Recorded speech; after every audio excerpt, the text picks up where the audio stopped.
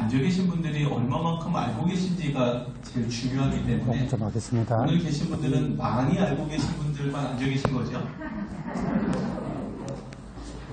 어쨌든 보통 이제 제가 이런 강의를 오면 행복 본문이라고 해서 부처님 말씀 중에 여러분들이 조금 더 세상을 살아가면서 심적으로 편안함을 느낄 수 있는 내지는 좀 마음을 어떻게 먹어서 행복으로 이끌 수 있는지 이런 얘기를 중심으로 좀 많이 드리는데요.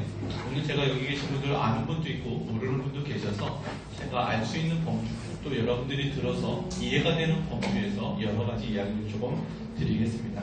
오늘도 여러분들 한 40분 정도 이야기를 해드릴 건데요. 여러분들 40분 동안 다른 건 말고 한 가지만 좀 얻어가시죠. 알겠죠? 네. 다 적지 마요. 한 가지만 적어서 한 가지만 배워가면 여러분들이 40분 활용을 잘 하셨다고 봅니다. 얼마 전에 제가 세상 일을 이렇게 보고 부처님 일을 보다 보니까 스트레스가 많았는지 아침에 예불 하는데 머리가 아프기도 하고 심정이 복잡하기도 하더라고요. 여러분들 요즘은 어떻게 편안하게 잘 사십니까? 네. 근심 걱정 없어요? 네. 거짓말만 하고 계시죠, 저한테. 이것도 걱정이고 저것도 걱정이고 사실 세상에 근심 걱정 없는 사람이 어디 있겠습니까? 아파서 걱정이고 재물 때문에 걱정이고 자녀 때문에 걱정이고 사업 때문에 걱정이고 사실 모든 게 다 근심 걱정 번뇌 망상 속에서 우리가 살아가죠. 어쨌든 여러분들이나 저는 속세를 등지고 있으면서도 속세를 나와야 되는 입장에서 생기는 여러 가지 복잡한 이제 심경이 이렇게 있는데 그날 아침 예불을 할 때쯤 해서 심정이 복잡하더니 끝날 때쯤 되니까 그런 것들이 정리가 돼요. 어떻게 정리가 되냐면 여러분 잘 들어봐봐요. 제가 연부를 이제 다 끝내고 부처님께 예를 다 갖추고 나서 참 세상에 이런 일 저런 일 참 복잡하고 힘들고 어렵고 이런 일이 참 많구나 하면서 신경을 여러 가지로 부처님께 이제 이런 것으로부터 좀 벗어나고 싶습니다 라고 이렇게 발언을 하니까 끝날 무렵에 머릿속에 한 가지 생각이 들었어요. 무슨 생각이 들었냐면 나 어제 안 죽었지? 여러분들 어제 안 돌아가셔서 오늘 이렇게 오신 거예요. 예. 맞잖아요? 예. 내가 어제 안 죽었지. 그래. 오늘 내가 부처님께 예불을 하면서 절을 드린 이 공덕이 어제 안 죽었기 때문에 그렇지. 그러면서 그날 또 어디로 이제 포교차 이런 강의를 이제 나가는 일정이 잡혀 있는데 내가 오늘 저기를 나가서 많은 분들과 함께 부처님에 대한 이야기를 들려줄 수 있는 것도 어제 안 죽어서 그렇지. 오늘 아끼는 도반들과 아침 공약을 하면서 서로 얼굴을 맞아보면서 대화를 할 수 있는 것도 어제 안 죽어서 그렇지.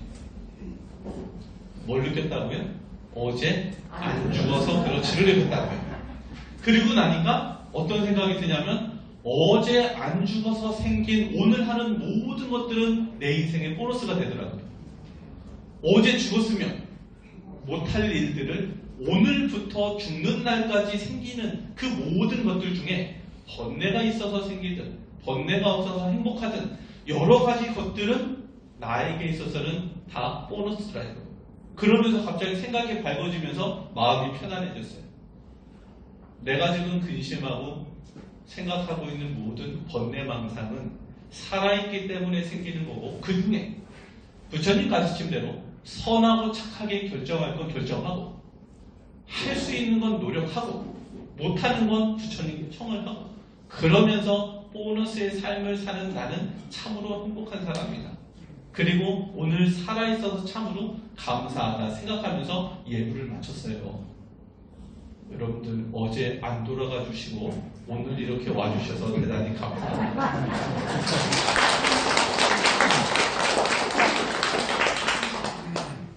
우리 부처님의 그 가르침은 어렵고 힘든 게 아니라 우리가 마음 먹기가 참 쉽지가 않습니다.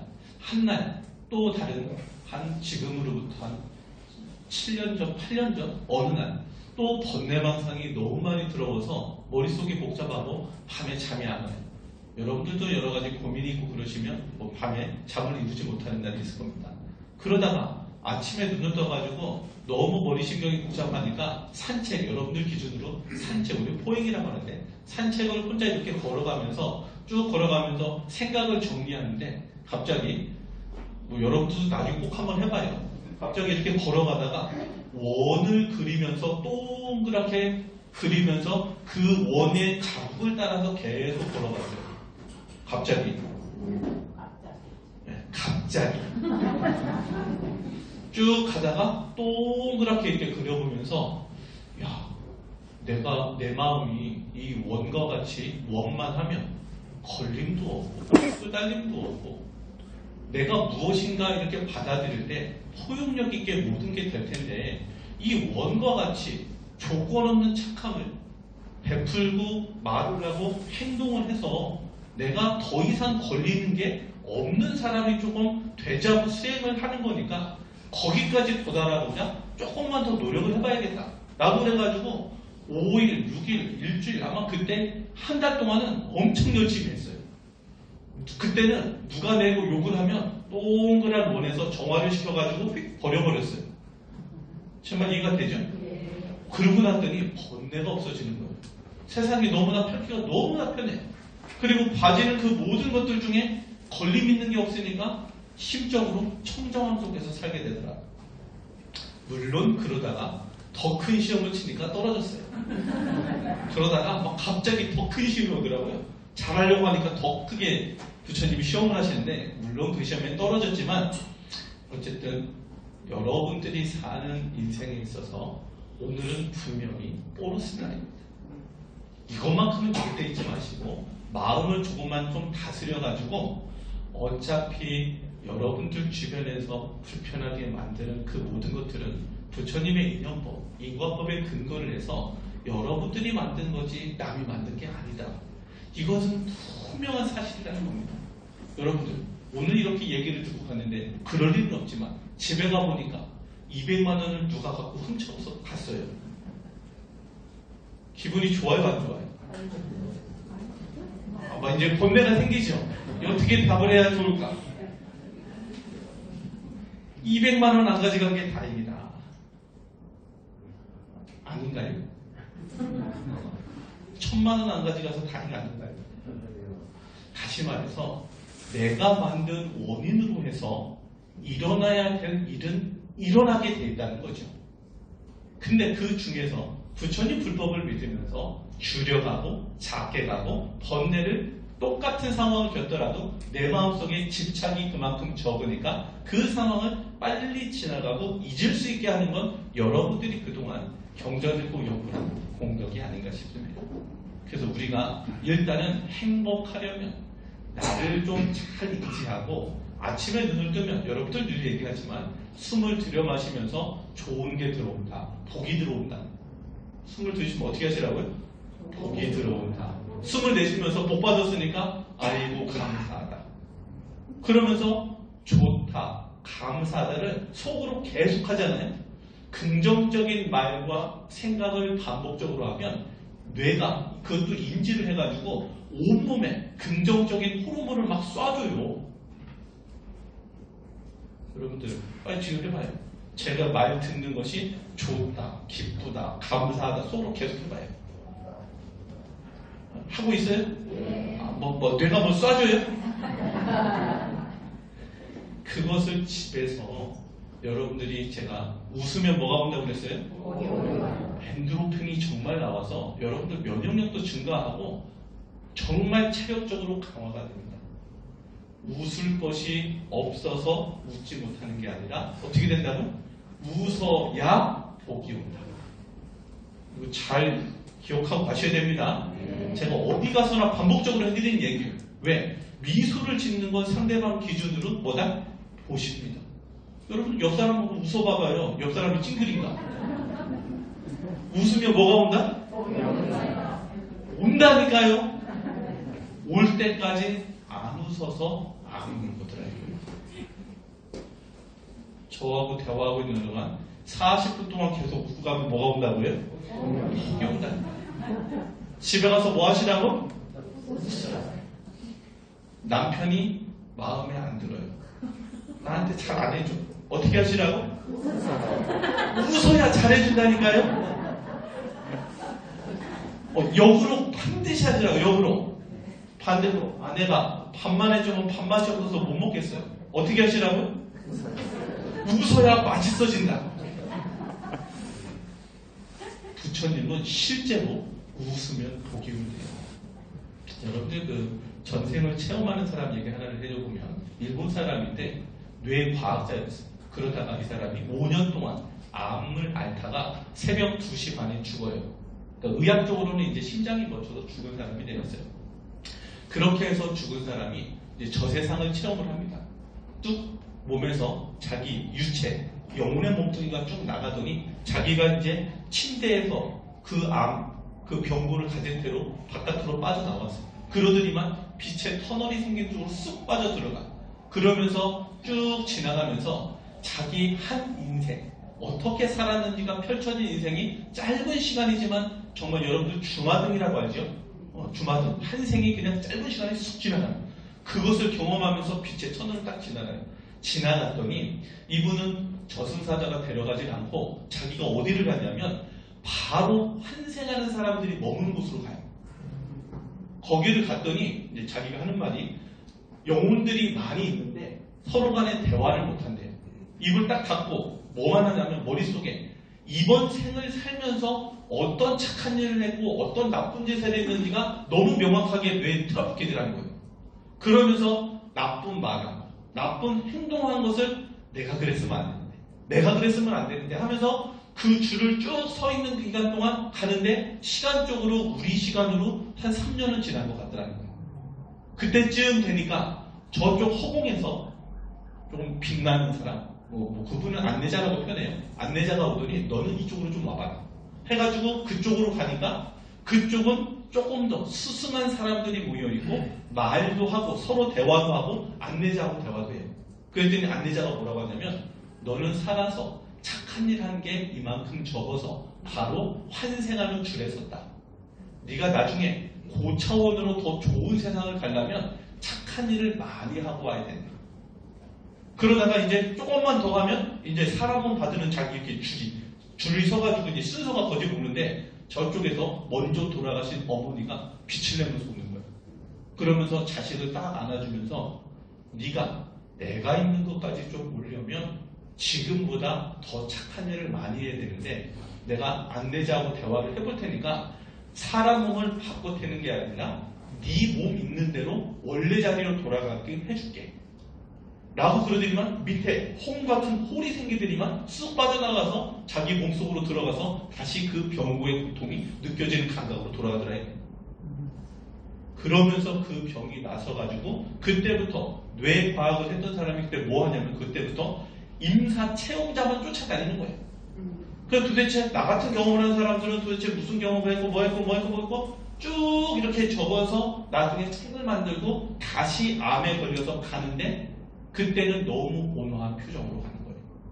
그때 동안에 선행과 했던 여러 가지 것들이 자기는 죽어서 가본 그 세계가 불편하지 않았다는 거. 좀 다시 말해서 몸뚱이는 바뀔 망정 더 좋은 세상으로 갈 수 있다는 확신이 드니까 그대로 가는 거예요.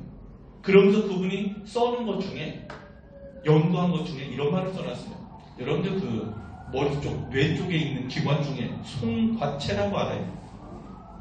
들어본 적 있나요? 쿤달리니 요가나 이런 분들이 그 맨 밑에부터 하나, 둘, 셋, 넷, 7개를 연 다음에 제3의 눈을 여는 게 그 송과체거든요. 그러니까 영적인 것을 느끼게 해주는 뇌의 기관 중에 하나예요. 쉽게 말하면 여기에서 여러분들 영혼체가 거짓 몸뚱이가 죽을 때가 됐다라고 하면 이 송과체라는 곳에서 엄청나게 황홀함을 느낄 수 있는 에너지를 몸속에 내보내요. 그러면 죽음의 고통을 최소로 해서 영혼하고 육신이 이탈이 되더라는 거예요. 나중에 여러분들 과거도 해보고 또 해볼 거예요. 그리고 나서는 쭉 빠져나가는데 과학자 중에 어느 사람이 이런 얘기를 해요. 뇌파를 연구하는 사람, 뇌파를 연구하는 사람이 이 팔을 연구하려고 다 꽂아놓은 사람 중에 한 사람이 꽂아낸 채로 심장마비를 일으켜서 죽은 적이 있대요. 그랬더니만 어떤 일이 벌어졌느냐. 사람의 심장은 멈췄는데 30초 동안 머리 쪽에 뇌파가, 여러분들 아까 그 주마등이라고 말했잖아요. 처음부터 끝까지 생을 살았던 것을 느낄 때 있는 그 주파수가 계속 유지가 되더래요. 이만 이해가 가죠? 우리 시간으로는 30초지만 그 짧은 시간에 한 생이 우리들 영혼체가 어떻게 했는지 쭉 느끼고 다음에 지은 업에 따라, 부처님 가르친 대로 지은 업에 따라 가요. 가보니까 천국도 있고 지옥도 있고 다 있더라고요. 자기는 비록 다시 바로 환생하는 곳에 썼지만 거기는 가보니까 분명히 전부 다 존재하더라고요. 자, 여러분들 돌아가시고 어디 가실 겁니까? 소방정토 끝났어. 야, 그분이 얘기할 때 그 어머니는 제가 볼 때는 하늘에서 온 것 같아요. 어머니는 그래도 빛을 내고 오더라고요. 젊은 모습으로. 여러분들 진짜 40대 모습으로 오더라고요. 그 어머니 모습이. 이 생을 다하면 우리들은 착하게 산 걸 근간으로 해서 분명히 갑니다. 가긴 가는데 가기 전에 우리들이 할 일이 뭐냐면, 여러분들 소원을 이루고 원하는 바를 불구해서 다 얻으려면 두 가지가 꼭 필요해요. 뭐가 필요하냐면 첫 번째가 신심이고 두 번째가 선근공덕입니다. 첫 번째가 뭐라고요? 두 번째가? 근데 이 베이스가 되는 게 언제나 조건 없는 착함을 몸으로 지니고 있는 상태가 유지가 돼야 돼요. 베이스가 뭐라고요? 베이스가 흰 도화지가 돼야 돼. 까만 도화지에다가 아무리 새겨도 까맣게밖에 안 나와요. 흰 도화지. 언제나 여러분들의 마음은 남을 위해서 착한 행을 할 준비가 되어 있어요. 이 준비가 되어 있는 사람이 부처님의 가르침을 믿고 의지하고 경전읽고 연불하면서 동시에, 여러분들 연불 열심히 하면 아까 그 손과체가 있다고 했잖아요. 영상을 이렇게 해서 부처님의 모습을 딱 그릴 수 있되, 이 손과체가 개발이 되고 조금 더 각성이 되면 뚜렷하게 그릴 수가 있어요. 여러분들 부처님을 뚜렷하게 그리게 되면 어떤 일이 벌어지지 않아요? 관무량수경에 보면 이런 말이 나와요. 부처님은 일체처 일체시 아니 계신 곳이 없어서 온 시방법계에 동시에 빛으로 계신데, 여러분들 마음속에도 계셔서 부처님을 명확하게 상호를 여러분들이 그려내면 그 부처님은 마음속에도 계시니까 마음속에 실제 부처님이 현신하신다. 그거 어떻게 됐다고요? 자, 석굴암불사가 얘기를 들어볼게요. 여러분 석굴암불사는 그려봐요. 그려져요? 좀 잘 안 그려지죠? 뭐 그려지는 분도 있겠지만 안 그려지는 분도 있죠. 눈도 있고 코도 있고 뭐 부처님 다 상호가 다 있으신데, 이것이 생생하게 그려지는 정도로 수행을 하신 분들은 일체처 일체시에 아니 계신 곳이 없는 부처님이 마음속으로, 여러분들 마음속에 들어가서, 그냥 쉬운 말로 들어가서 여러분들이 그린 그 그림 속에 어떻게 된다고요? 실제 인격적인 모습으로 현실하신다고. 그 정도 되시는 분을 뭐라 보냐면 연불삼매에 들었다고 그래요. 저 순간 뒤로 계신 분까지 고개를 끄덕여봐요. 그래서 우리가 집중력 있게 마음의 부처님을 놓치지 않은 상태로 그 상호를 보는 것을 우리가 관상이라고 하고, 부처님의 명을 부르는 걸 칭명이라고 하거든요. 이 두 가지를 합해서 칭명연불이라고 하는데, 이 칭명연불을 지속적으로 반복적으로 열심히 잘해서 그 부처님이 내 마음속에 현신하게 하면 여러분들 극락합니다. 어떻게 된다고요? 신심 없으면 안 되는 거예요. 신심이 있어서 마음속에 언제나 부처님 연불을 생각으로 놓치지 않을 연불은 언제나 꾸준히 진행이 돼야 돼요. 그러면서 선근공덕은 착한 복의 씨앗을 반복적으로 심는 거예요. 여러분들 부르이 토끼 연말연시 하나요? 지금 마스크를 써서 대답을 안 하시는 거죠. 여러분들이 할 수 있는 것 중에 여러분들 도시 영역에 해당하는 것들은 정말 여러분들 많이 해야 되는데, 그 중에서 사서법, 여러분 사서법이 매일 보시라는 거. 보시는 세 가지로 한다고 그랬죠. 법을 정하거나 제물로 하거나 또는 무서움, 두려움이 있는 사람들을 두려움에서 구해주는 무외시까지. 그러면서 동시에 말을 부드럽게 하고 동시에 남에게 이로운 걸 찾아서 도와주고 동시에 어려운 사람들은 그 어려움에서 벗어날 수 있게 같은 처지에서 노력하는 것들을 여러분들이 몸소 실천을 해 가야 돼요. 착한 일 여러분들 많이 해야 됩니다. 여러분 그동안 착한 일 많이 했나요? 저한테 고백해봐요. 많이 하셨나요? 저쪽 세상 가면 좀 자신 있어요? 영라대학 앞에서 좀 자신 있나요?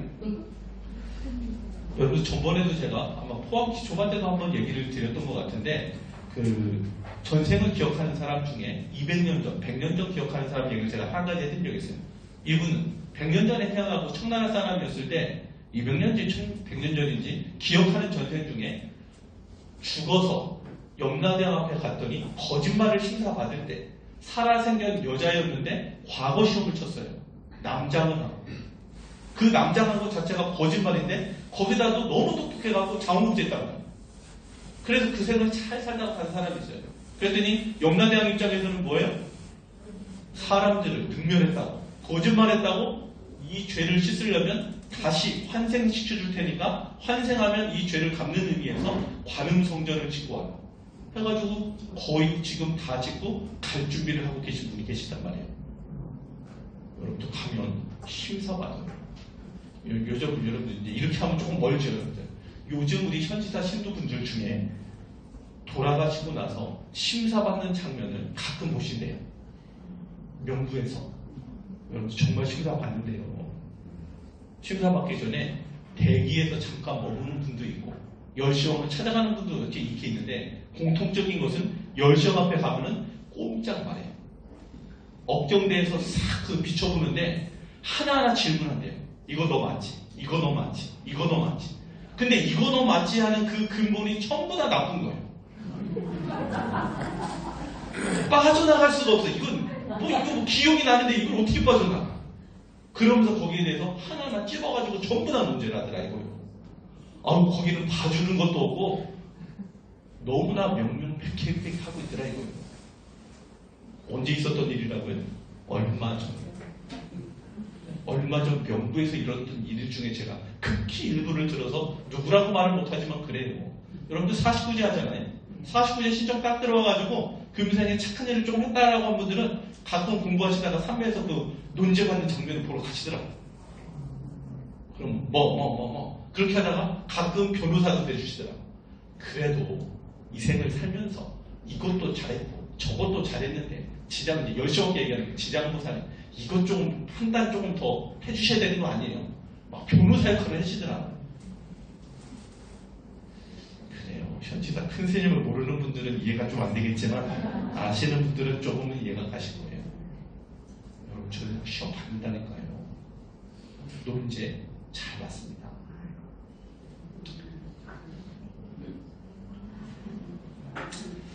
그래서 우리 불교는 종이로 생선을 싸면 생선 냄새가 나고 향을 싸면 향 냄새가 난다. 원인이 있으면 반드시 그 결과를 만들게 된다. 여러분들 가족 누가 만든 거예요? 금방 했잖아요. 여러분들이 인연을 맺어서 여러분들이 만든 거예요. 그럼 여러분들 가족을 보면 기뻐해야 돼요? 싫어해야 돼요? 미워해야 돼요? 정말이죠. 여러분 지켜야 돼요. 집에 갔더니 이렇다 저렇다 조건 붙이면 안 됩니다. 그래서 여러분들은 집에 가면 뭐 해야 되냐면 넓은 마음으로 포용해 줘야 돼요. 여러분들 그 영불산매 읽다가 보면 다 읽으셨는지 모르겠지만 바다같이 되어라. 왜? 바다는 분별 없이 받아들이니까. 여러분들 뭐가 돼야 된다고요? 바다. 여러분들 이름을 개명합시다. 김바다, 이바다. 그럼 산도 마찬가지 아니에요? 온갖 오물이 산에 다 쌓이고 흙에 다 쌓이더라도 그냥 넓은 마음으로 포용하지 않습니까? 여러분들이 첫 번째 집에서 꼭 가져야 되는 마음이 이해와 포용입니다. 그리고 꼭 상대도 힘들다. 상대도 오늘을 사는 게 고통스러울 거야. 상대도 내 말에 의해서 심적으로 고통받는다. 등등 여러분들이 상대를 좀 많이 좀 이해해 주십시오. 늘 말씀드리지만 여러분들 인생 난득 불법 남봉이라는 늘 말씀드리는 제가 이야기가 있어요. 사람은 받기 어렵고 불법 만나기는 더 어렵다. 화엄경이나 열반경에 있는 이야기이기도 합니다. 여러분들 정말 사람을 만나는 거 쉽지 않습니다. 아까 그 사람 죽어서 환생하는 그 자리에 섰지만 외적으로 지옥에 가거나 축생에 가거나 내지는 사막도에 가는 사람들은 사람 몸 다시 돌아서 올 확률이 너무 적어요. 살아생전 여러분들 복을 좀 많이 좀 줬으면 좋겠습니다. 행복하려면 부처님께서 이런 말씀하셨어요. 영불삼에 보면 마음이 맑고 깨끗하면 모든 것이 밝게 보이느니라. 물이 맑고 깨끗하면 물속에 온갖 물체가 잘 보이느니라. 마음이 더럽거나 물이 더러우면 아무것도 볼 수가 없느니라. 마음을 잘 단속하고 한 마음으로 통일시켜라. 나중에는 그 마음마저도 없어야 되느니라. 라는 말씀이 있어요.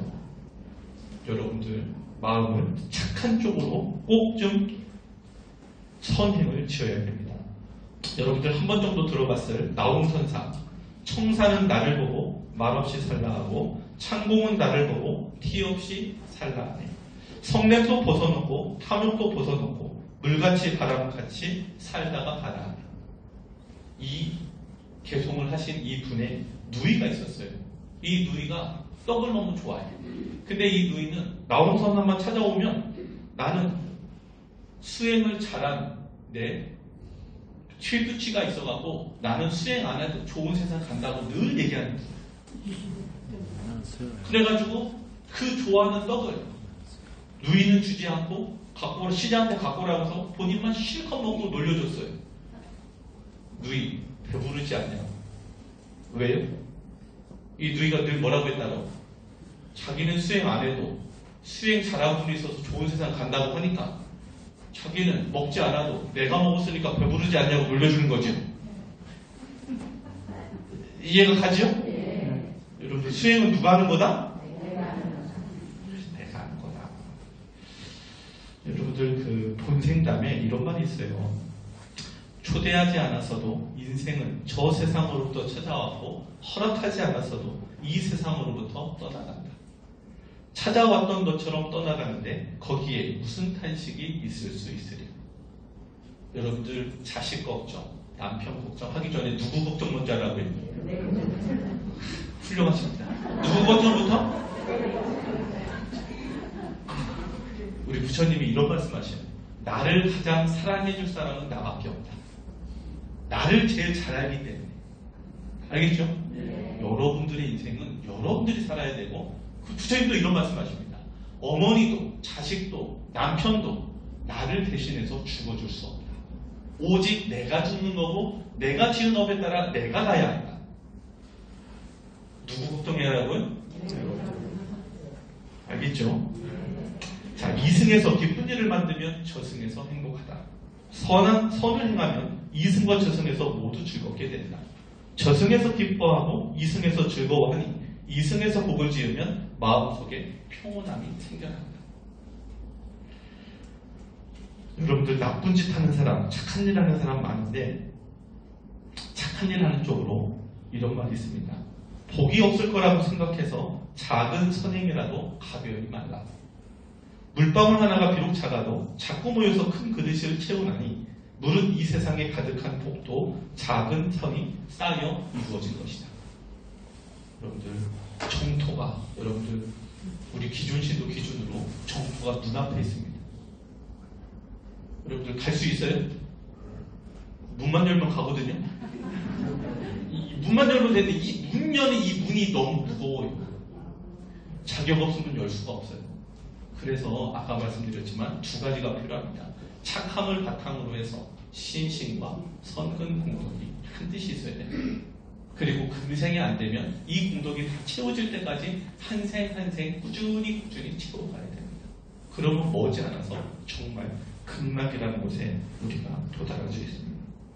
여러분들 이제 올 한 해가 마무리되고 있는데 여러분들 좀 한 해 동안 잘 참았나요? 말로 나쁜 짓 안 했어요? 웃으시는 분들은 나쁜 짓 한 거죠? 여러분들 말로 나쁜 짓 하면 안 됩니다. 문수보살님께서 연불삼매도 이렇게 내놓으셨어요. 말은 적게 하고 쓸말만 해라. 성질이 산하고 변두르쓰는 사람은 공부를 접어야 합니다. 두 마음 갖고 싸우면 몸도 마음도 고달픕니다. 세월만 보내지 말고 정진하도록 하여라. 여러분들 말로 짓는 나쁜 업은 절대 지면 안 된다. 온화한 마음으로 성냄을 이겨내라. 여러분들 화내면 있는 공덕이 다 무너진다고 합니다. 그래서 이렇게 비유했어요. 한 풀을 한 선근의 양이라고 하면 여러분들의 쌓은 선근이 그래도 업도 많지만 선근도 태산만 하대요. 뭐가 많다고요? 착한 일하는 게 많다. 화를 내면 불과 같아서 그 풀에다가 불 놓은 것 같아요. 그럼 어떻게 되겠어요? 전부 다 타겠죠. 그런 결과를 초래할 수 있는 게 화기 때문에 어떠한 경우에도 뭘 내지 마라? 화를 내지 마라. 여러분들 잘 좀 생각해서 행동을 하면 좋겠습니다. 그래서 부처님은 침묵을 해서 어려운 일을 피해라. 그리고 일을 풀 때는 어떻게 해라? 일을 풀 때는 어떻게 해라? 미소를 지어라. 일을 풀 때는 뭐 해라? 미소를 지어라. 그러면 일을 잘 풀 수가 있습니다. 그러면서 올해를 제가 되돌아보니까 여러분들 가장 많이 해준 말이기도 하고 꼭 필요한 말이 효도입니다. 여러분들 잘 하시고 앞으로도 잘 하시겠지만 부모님께 효도하는 것만큼은 꼭 실천해서 지장보살의 말씀을 또 말씀드리지만 부모님께 효도 잘하면 지옥에 떨어질 죄를 지었다 하더라도 내가 막아준다. 그리고 사업도 잘 되게 해주고 넉넉하게 살 수 있도록 복을 주리라. 이 지장보살의 말씀입니다. 그래서 부모님께서 죽어서 이별함도 잊을 길 없지만 살아서 헤어짐은 더 슬플 일이니 자식이 집을 떠나 타관에 있으면 어머니 마음도 타향에 가있다. 낮이나 밤이나 마음에 되씹어서 흘리는 눈물은 천줄기인가 만줄기인가. 원숭이가 새끼 찾아 슬피 울듯이 자식 생각 구비구비 애가 끓는다. 부모 음중경에 부처님께서 하신 개송이기도 합니다. 여러분들 언제나 어디서나 부모님께 잘못했으면 꼭 이번 한 해를 지나면서 참회도 잘하시고 부처님께 못한 효도가 있다면 실천도 잘 해주시면 좋겠습니다. 그러면서도 꼭 부모님께 여러분들이 해주셔야 할 일들이 한 가지가 있습니다. 이분이 날짜마다 부처님 회상을 만날 수 있도록 여러분들이 인연을 꼭 맺어주셔야 됩니다.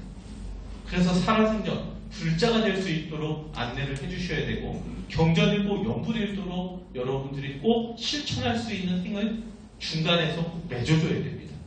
확인해 주시고 그리고 할 수만 있으면 여러분들 크고 작은 뭐 후원이라든지 얼마 전에 우리 회양한 금단총이라든지 크든 작든 그 부모님을 위해서 그 부모님께 받은 은혜를 부처님께 작은 시주를 해주면서라도 여러분들이 은혜를 좀 갚아주십시오. 그래야 그분의 선분도 쌓이는 거 아니겠습니까? 자, 여러분들 제가 질문해 볼게요. 여러분들이 100만 원을 부모님을 위해서 시주해주면 그 100만 원이 누구 이름으로 복이 되는 거예요?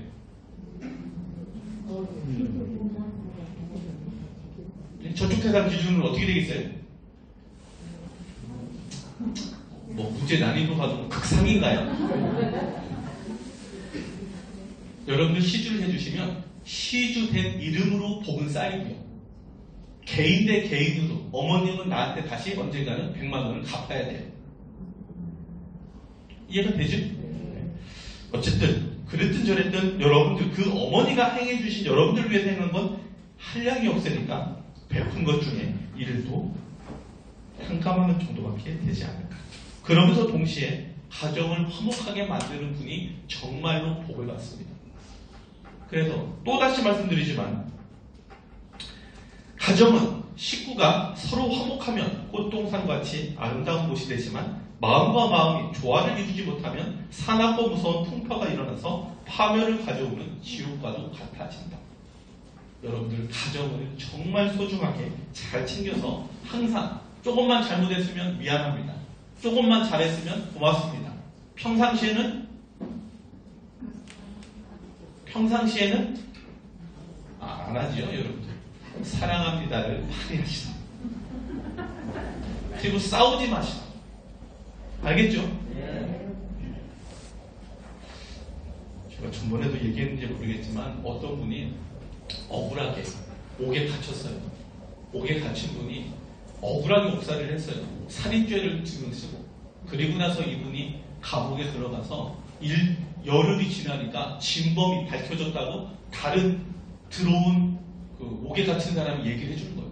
당신의 죄에 해당하는 진범이 잡혔다고. 근데 이 사람들은 안 내보내주고 진범이 잡혔는데도.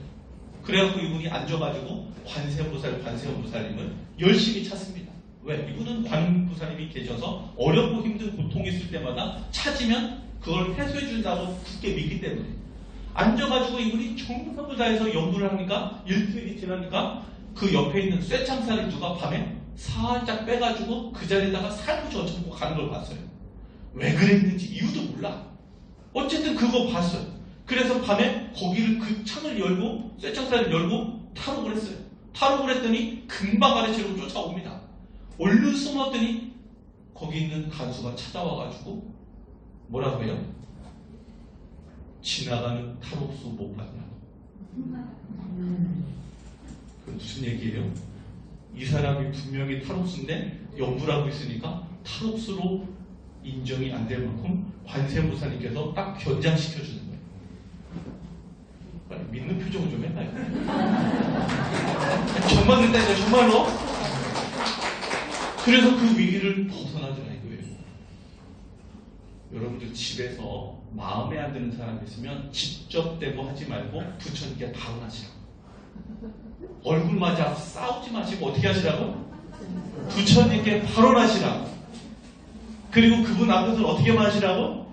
웃고 부드럽게만 해주고 칭찬해주고 화목을 깨지 마시라고. 근데 그렇게 수행하고 있는 걸 부처님이 너무 잘 알아서 상을 듬뿍듬뿍 준다니까요. 왜? 그게 어렵거든요. 여러분 참는 것 정말 어렵거든요. 근데 그것을 참고 잘 부처님께 청하고 그러면서도 서로 간에 업으로 인해서 생긴 거. 내가 지은 업 때문에 생겼다고 내 탓을 하면서 넘어가면 여러분들 인생은 극락이 고집이다. 고. 그렇게 손자 같은데 극락을 못 가는 게 이상하지 않습니까? 아시겠죠? 눈은 왜 달렸다고요? 내가 늘 하는 질문입니다. 눈은 왜 달렸다? 잘 보라고. 뭐를? 상대의 장점. 귀는 왜 달렸다고요? 잘 들으라고. 또 달린 만큼 좋게 들으시라고. 코는 왜 달렸다고요? 잘 맡으라고. 뭐를? 좋게. 여러분들의 몸에 있는 그 모든 것들을 잘 활용을 해서 훌륭한 사람이 되어야 됩니다. 지장보사님께서 이런 말씀하십니다. 공부하는 학생은 겉과 속이 거울 같아야 한다. 과일을 남에게 줄 때는 싱싱하고 좋은 것만 주고 시들고 나쁜 것은 자네가 먹어야 한다. 남에게 베풀 때는 두 마음 갖지 말고 기쁜 마음으로 주게라. 남이 지적하면 남을 탓하지 말고 나를 돌아보며 반성해야 한다. 좋은 것은 남을 주고 나쁜 것은 내가 갖는 것이 착한 것이다. 공부하는 학생은 마음은 착하고 행동은 타의 모범이 되어야 한다. 그래야 우등생이다. 나보다 남을 생각하는 그런 사람이 되어야 한다. 여러분 연보삼을 읽다 보면 부처님 말씀으로 있는 이야기지만 다시 한번 제가 말씀을 또 드려봅니다. 대무량수경에는 항상 따뜻한 얼굴로 사랑스럽게 말을 해라. 진정한 행복은 자신을 위한 것이 아니라 다른 사람에게 아낌없이 베풀고 나누는 것이다. 나눔의 행복을 실천하면 당신의 삶은 아름다워질 것이다. 진정한 부자는 많이 가진 사람이 아니라 많이 베푸는 사람인 것이다. 잘 베푸십시오. 그리고 집에서 언제나 다시 말씀드리지만 미소를 잃지 않는 보시를 하십시오. 아까도 말했지만 웃는 것은 상대의 기분을 좋게 하기 때문에 보시가 됩니다. 빨리 저한테 보시하세요. 저 1분만 보시 받으면 이제 끝나거든요. 여러분 보시해야 됩니다.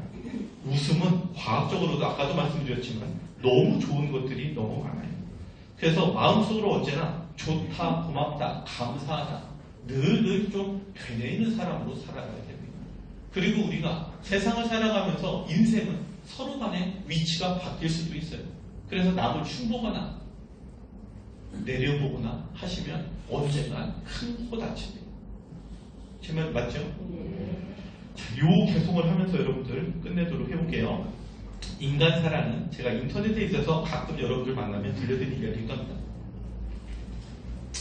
벌이 꿀을 애써 모아놓으면 자신은 먹지도 못하고 사람이 빼앗가듯 사람도 동분서주하며 재산을 모을 때만 급급하다가 한 번 써보지도 못하고 죽고 나면 쓰는 사람은 따로 있다. 새가 살아있을 때는 개미를 먹는다. 그런데 새가 죽으면 개미가 새를 먹는다. 시간과 환경은 언제든지 변할 수 있다. 당신 인생에서 만나는 누구든 무시하거나 상처를 주지 마라. 지금 당신은 힘이 있을지 모른다. 그러나 기억해봐라. 시간이 당신보다 더 힘이 있다는 것을. 하나의 나무가 100만 개의 성냥개비를 만든다. 그러나 100만 개의 나무를 태우는 데는 성냥 한 개비로도 충분하다는 것을 알아야 한다. 오늘도 내가 건강함에 감사하고 오늘도 내가 숨 쉴 수 있음에 감사하고 오늘 내가 누군가를 만남에 감사하고 감사가 넘치다 보면 우리의 삶도 저절로 행복해진다. 감사하고 또 감사하다. 감사하면 감사할 일만 자꾸 생깁니다. 아시겠죠? 네. 여러분, 오늘 너무 소중한 시간 나와주셔서 들어주셔서 감사하고요. 조금 아까 이분이 감사하듯이 저는 여러분들한테 여러분들이 모든 시간, 한 시간이 뭡니까? 여기 오는데 대구에서 오든 포항에서 오든 1시간, 1시간 반, 강의, 총 3시간 돌아가는 시간, 5시간을 할애하는 거 아닙니까? 요 40분을 위해서. 그러니까 여러분들이 이 시간을 위해서 포기했던 그 여러 가지 것들이 이 시간이 빛나면서 그것 또한 여러분들한테 소중하게 여겨지는 그런 시간이 좀 되었으면 하는 마음입니다. 일본의 어떤 사람처럼 여러분도 꼭 이런 사람이 됐으면 좋겠습니다. 끝으로 일본의 어떤 불교 대학에 다니는 이제 스님이죠. 우리가 말하면 동국대학 같은 스님으로서 대학에 다니는 분이 아버지가 스님이에요. 너무 이제 공부를 하다가 힘겨움이 있어서 친구하고 나가가지고 사진을 이렇게 저렇게 찍다가 동물이 있는 거 가서 사진을 찍었어요. 그래서 도심동에 있는 거 가서 사진을 이렇게 쭉 찍고 있는데 그 주인이 나오더니만 여기서 허락도 없이 왜 사진을 찍냐고. 그러더니만 동물만 찍었다고 하니까 사람만 안 찍었으면 됐다. 그러면서 와서 차 한잔하고 가라. 그러면서 이제 뭘 권유하냐면 여기 와서 대학생이니까 아르바이트 하면서 우리 돈으로 한 150만 원 정도 벌는 아르바이트 한번 해보겠냐고. 이러면서 커피를 건네요. 여러 가지 종류의 커피 중에 한 개를 마시고서 가가지고 아버지한테 얘기했더니 스님이 될 놈이 무슨 욕심이 그렇게 많냐고 엄청 혼나갖고 다음날 가가지고 나는 못하겠다. 그러면서 다시 주는 커피를 한 잔 마시고 여러 커피 중에 하나를 먹고 다 옵니다. 또 도쿄에 볼 일이 있어서 가서 3년 뒤에 다시 와가지고 교토라고 하는 고양이 같은 그 펫 운영하는 사장이라 어떻게 좀 친해져서 지나가다가 다시 들러서 그 펫 사장이 와가지고 그동안 3년 동안 있었는데 서로 얘기 나다가 커피 한 잔 먹고 이제 다시 돌아갑니다. 그러면서 그분이 커피를 마지막에 먹는데 한 잔 더 먹지 않을래요? 그러니까 아이고 그만 됐습니다 하고 이제 갑니다. 그리고 나서 3년이 지나서 친구가 전화가 왔어요. 연쇄 살인마가 잡혔는데 그 펫 사장이라. 그러면서 그 펫 사장이 감옥에서 이런 얘기를 합니다. 아무래도 신은 있는 것 같다. 나는 욕심 많은 사람은 싫어하는데 예전에 수도승 한 명이 자기네 가게에 와가지고 도대체 신은 있는 건지 몰라서 커피를 4개 중에 3개에다가 독국물을 탔대요. 근데 뭐 하나를 딱 찍었는데 독국물 안 탄 걸 먹고 받으래요. 우연이겠지. 다음날 또 오더래. 4개를 똑같이 줘가지고 하나에다가 하나만 독국물 안 타고 3개를 탔는데 또 안 탄 걸 먹더래요. 우연이겠지. 하고서 3년이 지나서 다시 왔잖아요. 또 마시는 커피가 독국물이 없는 걸 마신 거예요. 그리고 한 개를 동원해서 먹었으면 어떻게 됐어요? 죽었는데 됐다고 하더래요. 야, 이건 부처님이 계신가 봐. 하고 자기는 감옥에 사는 반에 신은 있다. 부처님은 계시다. 여러분들 최소한 이 정도 보호받는 분은 돼야 되지 않을까요? 여러분들은 연구를 통해서 연구하시면서 부처님 가피를 많이 받는, 그러면서 가정도 여러분도 잘 챙기는 그런 삶을 사셨으면 좋겠습니다. 마치겠습니다. 촬영!